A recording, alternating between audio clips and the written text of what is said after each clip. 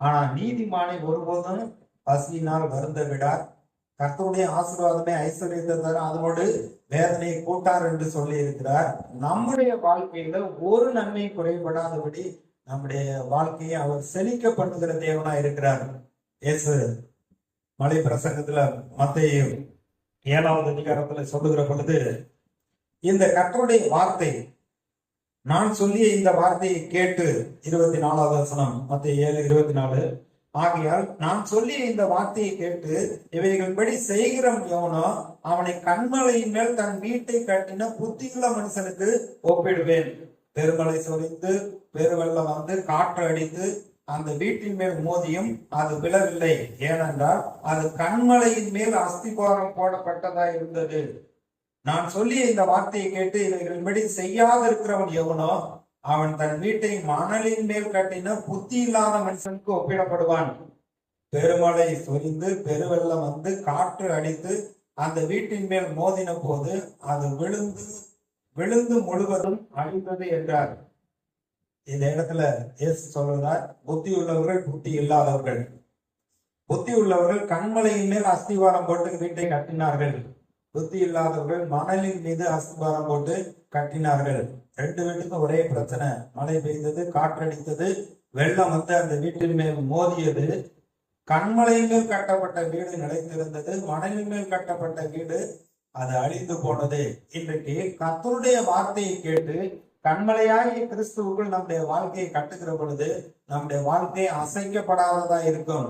என்ன சூழ்நிலைகள் இருந்தாலும், பிரச்சனைகள் வந்தாலும், வியாதி வந்தாலும், போராட்டம் இருந்தாலும் கர்த்தர் நமக்கு ஜெயம் கொடுக்கிறவரா இருக்கிறார். கண்மலையின் மேல் அஸ்திபாரம் போடப்பட்டு கட்டப்பட்ட வீட்டை போல நாம் அசைக்கப்படாது இருப்போம். கர்த்தருடைய வார்த்தை இல்லாமல் இருக்கிற பொழுது மணலின் மேல் கட்ட வீட்டை போல இருக்கும் என்று சொல்லுகிறார். அவங்க நம்முடைய வாழ்க்கையில இந்த கர்த்தருடைய வார்த்தையை ஏற்றுக்கொள்ளுகிற பொழுது இது நமக்குள்ளே ஒரு பெரிய மாற்றத்தை கொண்டு வருகிறது. நம்முடைய காலம், நம்முடைய எதிர்காலம், நம்முடைய குடும்பம், நம்முடைய தொழில் எல்லாவற்றிலும் தேவன் கூட இருந்து நம்மை ஆசீர்வதிக்கிற தேவனா இருக்கிறார். ஒரு செழிப்புக்குள்ளாக, ஒரு கனியுள்ள வாழ்க்கைக்குள்ளாக தேவன் நம்மை நடத்துகிறவராய் இருக்கிறார். இரண்டாவது, கர்த்தருடைய வார்த்தை நமக்கு என்னத்தை பலனை கொண்டு வருகிறது என்றால், சங்கீதம் 19 நம்ம வாசித்தோம் 7வது வசனத்துல, பேதையை ஞானியாக்குகிறதுமாய் இருக்கிறது. சொல்றாங்க, எனக்கு ஞானம் இல்லை, அறிவு இல்லை, புத்தி இல்லை, நான் என்ன செய்யறது அப்படிவாங்க. படிக்கிற பிள்ளைங்களுக்கு எனக்கு மேக்ஸ் வர மாட்டேங்குது, இங்கிலீஷ் வரமாட்டேங்குதுன்னு சொல்றாங்க. ஆனா வேதத்துல கர்த்தருடைய வார்த்தை என்ன சொல்லப்பட்டிருக்கிறது என்றால், கர்த்தருக்கு பயப்படுதலை ஞானத்தின் ஆரம்பம், பரிசுத்தரின் அறிவே அறிவு. நீதிமொழிகள் 2வது அதிகாரத்துல 7வது வசனத்துல சொல்லப்பட்டிருக்கு, அவர் நீதிமான்களுக்கு என்று மெய்ஞானத்தை வைத்திருக்கிறார். கர்த்தர் தான் நமக்கு ஞானத்தை கொடுக்கிறவர், அறிவை கொடுக்கிறவர், தெரிந்த புத்தியை கொடுக்கிறவர். அப்ப தேவன் எப்படி இந்த ஞானத்தையும் அறிவையும் கொடுக்கிறார் என்றால், நீதிமொழிகள் 1 அதிகாரத்துல அங்கே சொல்லப்பட்டிருக்கிறது, கர்த்தரை ஏற்றுக்கொண்டு அவருடைய வார்த்தையை நாம் வாசிக்கிற பொழுது, அவருடைய சத்தத்துக்கு செவி கொடுக்கிற பொழுது, நீதிமொழிகள் 1 அதிகாரம் 3-4 வசனம், 2வது வசனத்திலிருந்து வாசிக்கிறேன். இவைகளால் ஞானத்தையும் போதகத்தையும் அறிந்து புத்திமதிகளை உணர்ந்து விவேகம், நீதி, நியாயம், நிதானம் என்பவர்களை பற்றிய உபதேசத்தை அடையலாம். பாருங்க, விவேகம், ஒரு காரியத்தை செய்கிறதற்கு விவேகம்.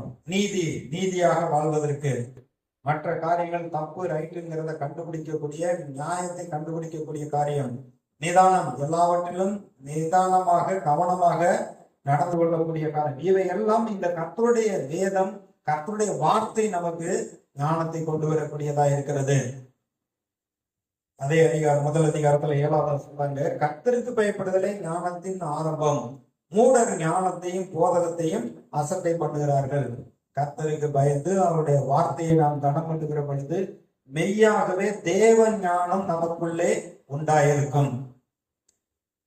இஸ்ரேல் மக்கள் கர்த்தருடைய மக்கள், உடன்படிக்கையின் மக்கள். அவர்களுக்கு கர்த்தருடைய வார்த்தை என்ன சொல்கிறது என்றால், உபாகமம் 4வது அதிகாரத்துல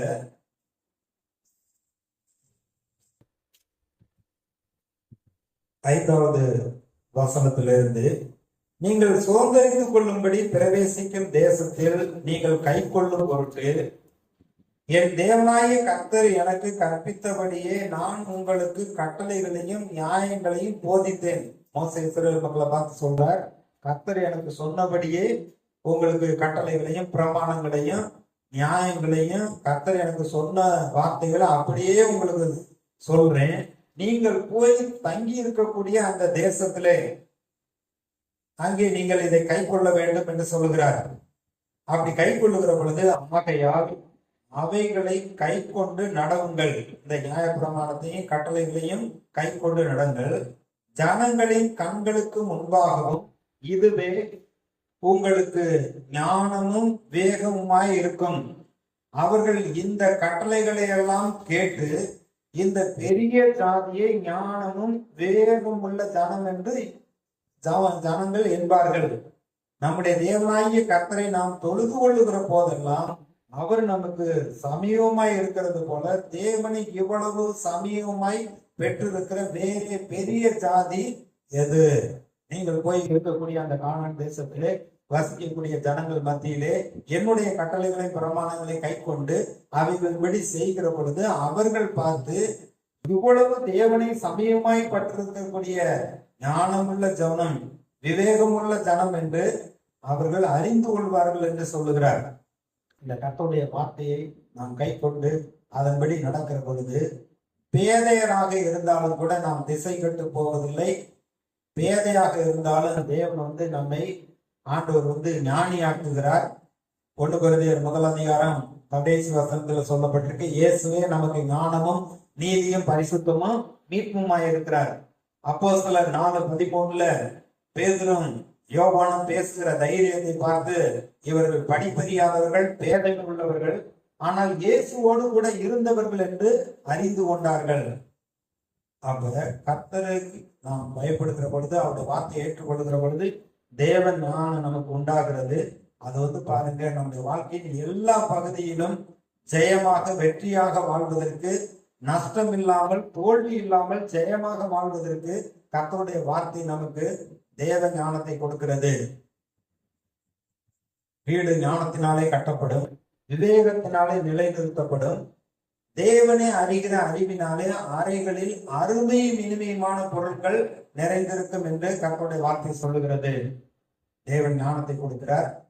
எல்லா காரண காரியங்களையும் அறிந்து கொண்டு எல்லாவற்றையும் சோதித்து பார்த்து நலமானதை பிடித்துக் கொள்ளுங்கள் என்று கர்த்தர் ஆலோசனை சொல்லுகிறாரே. இன்னைக்கு அநேகர் அவசரப்பட்டு அவர்கள் போய் செய்கிற காரியம் தான் தவறாக நஷ்டத்திலே போய் விடுகிறது. ஆனா கர்த்தருடைய வார்த்தையை கேட்டு வாக்குத்தத்தம் என்ன சொல்லுகிறது என்று அவருடைய சித்தம் அறிந்து நாம் செய்கிற பொழுது அங்கே ஞானமாய் நடந்து கொள்வோம். எல்லாவற்றையும் சோதித்து பார்த்து புத்தியாக நடந்து கொள்வோம். இப்படி தேவனை அறிகிற அறிவினாலே, வார்த்தையே கர்த்தருடைய சித்தத்தை அறிகிற அறிவினாலே நம்முடைய வாழ்க்கையில் அருமையும் இனிமையுமான பொருட்கள் நிறைந்திருக்கும். கர்த்தர் அப்படி ஆசீர்வதிக்கிறேன் என்று சொல்லுகிறார். அப்ப கர்த்தருடைய வார்த்தையை கை கொள்ளுகிறதுனாலே நம்முடைய வாழ்க்கையில தேவ ஞானம் உண்டாயிருக்கிறது. மூன்றாவதாக ரோமர் 5 அதிகாரம் 8 வசனம்,